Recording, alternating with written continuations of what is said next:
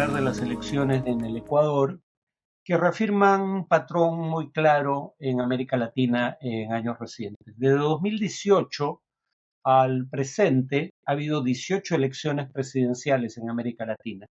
En esas 18 elecciones presidenciales, sin contar elecciones que no son genuinamente democráticas, como las de Nicaragua y Venezuela, pero en esas 18 elecciones presidenciales, solo en una ocasión el oficialismo obtuvo la reelección, y es un caso muy peculiar porque es el caso de Paraguay, donde el Partido Colorado ha gobernado los últimos 70 años, salvo por un periodo breve de 4 años. En todos los demás casos, la oposición gana. La tendencia no es un giro a diestra o siniestra, la tendencia es al descontento generalizado con el oficialismo. Cuando el oficialismo es de izquierda, gana la derecha y viceversa. O en todo caso gana una fuerza distinta a la fuerza política que está en el gobierno. En el caso del Ecuador, parecido a lo que ocurrió en el Perú con el partido de Pedro Pablo Kuczynski, el partido oficial, en el caso del Perú, Peruanos por el Cambio no existía en la siguiente elección presidencial, se había convertido en Contigo, pero en el caso del Ecuador, el partido del presidente saliente, Guillermo Lasso, ni siquiera presentó candidato a la reelección.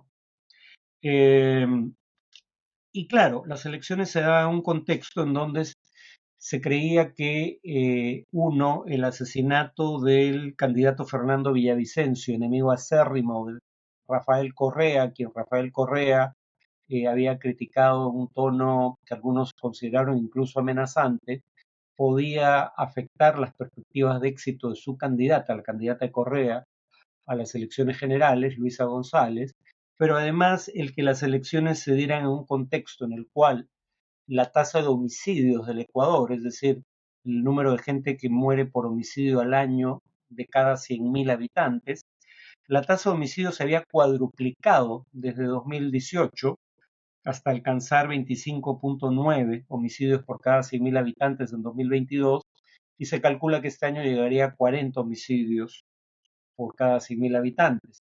En ese contexto se creía que eso abría espacio para un candidato más bien del tipo de Jan Topic, un personaje que se autodefinía como el Bukele ecuatoriano.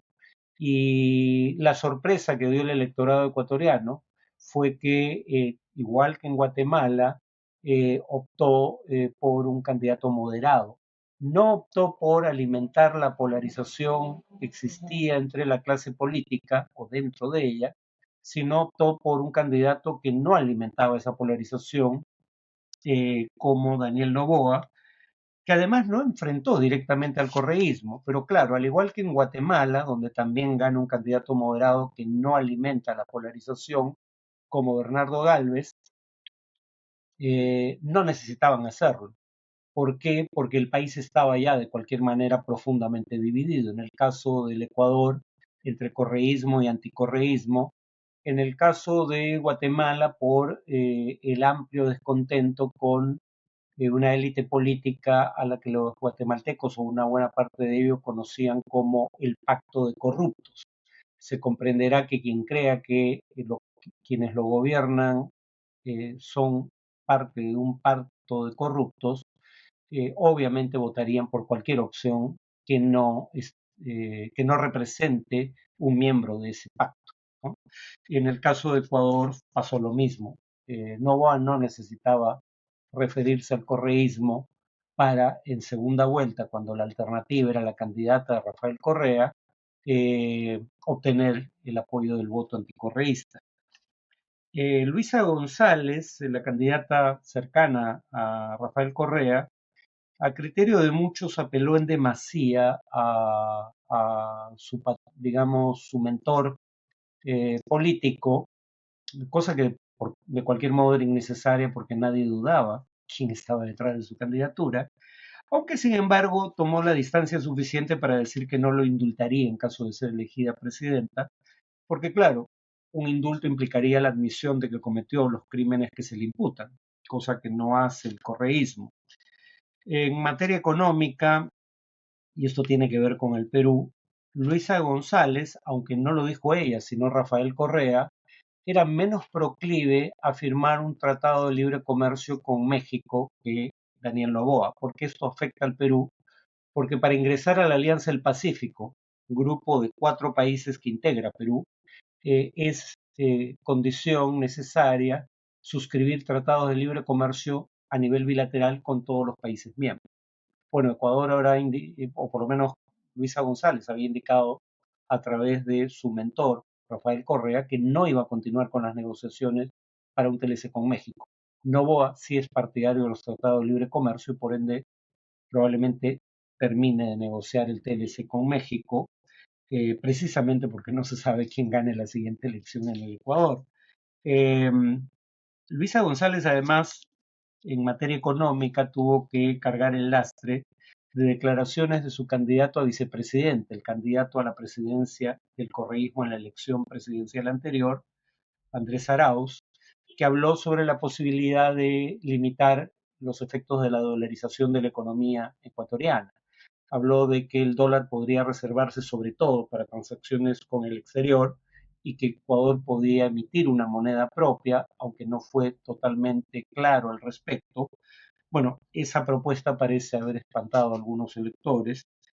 Daniel Noboa, como dije, está a favor de los tratados de libre comercio y atraer inversión extranjera, pero por otro lado plantea eh, incentivos tributarios o exoneraciones tributarias para la empresa privada para fomentar la inversión, en un contexto, sin embargo, en el cual el déficit fiscal este año alcanzaría un 4% del PBI, lo cual se suma a un 1.7, 1.8 del año anterior, y habría que recordar que, aunque a la larga esto probablemente genere más recaudación, porque aunque se trate de menores tasas o de exoneraciones tributarias, en tanto esto genere inversión y la economía crezca, con tasas menores se recaudaría igual o más porque es una economía más grande.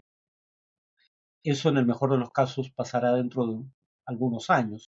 Y en lo inmediato habría que recordar que las protestas en Ecuador en el pasado fueron precisamente por políticas de austeridad fiscal, a las que va a tener que recurrir probablemente Noboa si sus medidas en materia tributaria reducen la recaudación.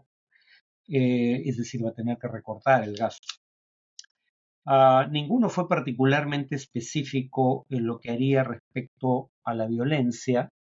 Noboa habló de drones y satélites para rastrear criminales, lo cual suena demasiada parafernalia, pero por otro lado va en la dirección correcta.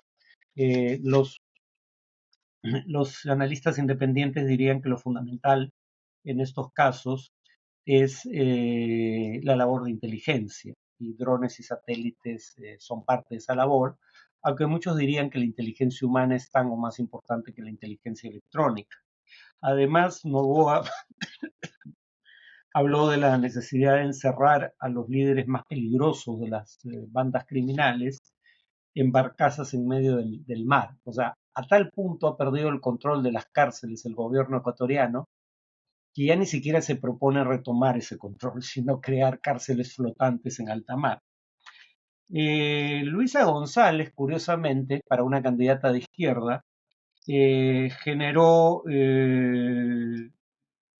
de los discursos más punitivos en materia de seguridad ciudadana. Habló de militarizar las prisiones, las aduanas y los puertos que habrían sido cooptados por el narcotráfico y depurar a la fuerza de seguridad, porque no logras nada si militares corruptos son los que se hacen cargo de estas instituciones. En todo caso, el correísmo, habría que decirlo cuando hablamos de polarización en el Ecuador, el correísmo no solo divide al Ecuador entre izquierda y derecha, sino también divide a la propia izquierda ecuatoriana. Por ejemplo, el movimiento indígena criticaba lo que llamaba el énfasis extractivista en la estrategia de desarrollo del gobierno de Correa y las prácticas autoritarias del mismo, que puso en prisión algunos líderes del movimiento indígena.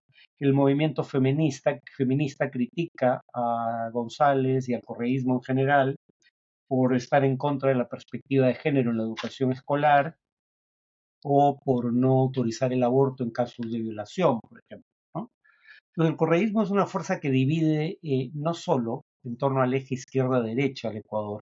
En ese sentido, es muy significativo que haya obtenido cerca del 48% de los votos, que es el correísmo contra todo el resto.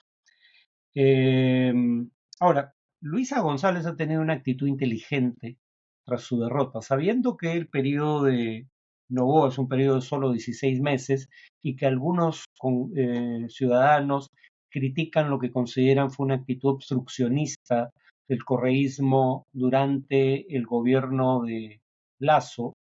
Luisa González ahora reconoció rápidamente su derrota, dijo que colaborará con el presidente y que buscará reducir la polarización, cosa que es indispensable porque el correísmo, por esa polarización, ha perdido dos elecciones presidenciales consecutivas, aunque siga siendo la primera fuerza en el Congreso.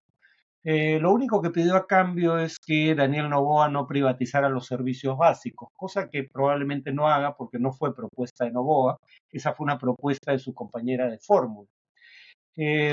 En todo caso, este es el escenario en el Ecuador.